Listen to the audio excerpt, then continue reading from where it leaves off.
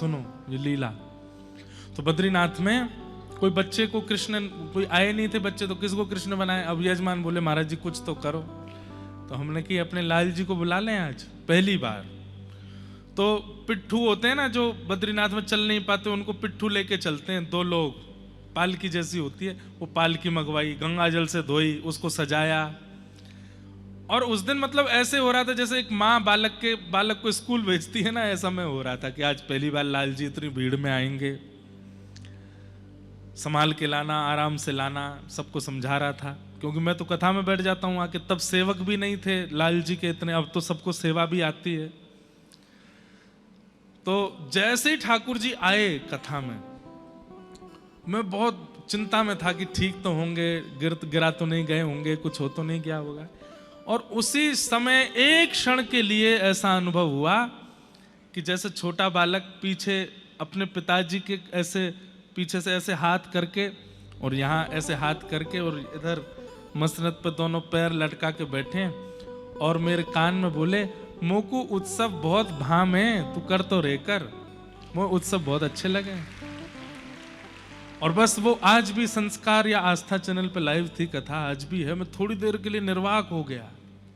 2019 की बात है और हमने उसी समय बिना किसी से बात किए घोषणा कर दी कि अब प्यारे गिरधर लाल जी का प्रथम जन्मोत्सव जनवरी में मनाया जाएगा। तो पहला जन्मोत्सव नाथद्वारा में मना था और उसके बाद हमारे लाल जी उत्सव प्रिय हैं, उत्सव होते ही रहते हैं उनके। ऐसे 2-4 बार अनुभव कराए हैं, पर विशेष रूप से अपने ठाकुर जी का अनुभव करना हो ना, गाओ और क्षमा करना कान पकड़ के। अगर किसी के पास स्वर नहीं है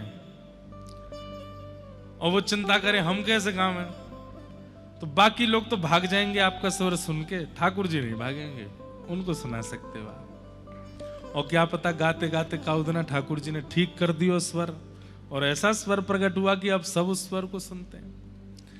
तो कंठ यदि किसी के पास है, स्वर यदि किसी के पास है, वो एक बात का ध्यान रखे, अगर लोक रंजन की भावना सर्वथा उसके अंदर से निकल जाए तो वो अपने स्वर से ईश्वर को प्राप्त कर सकता है। उसको फिर और किसी साधन की आवश्यकता नहीं है। पर यह बहुत मुश्किल है। आपके अंदर कोई गुण आ जाए, कोई कला आ जाए और उस कला के प्रति आपकी लोक रंजन की भावना ना हो, ऐसा हो ही नहीं सकता। इसीलिए सब लोग फंस जाते हैं लोक रंजन। गोपियों ने गाया और किसी को सुनाने के लिए नहीं, कृष्ण को सुनाने के लिए गाया। तब कथामृतम तप्त जीवनम कवि भीरेडितम कल्मषापहम श्रवणमंगलम श्रीमदाततम भुवि गृह्णन्ति ते भूरिदा जना।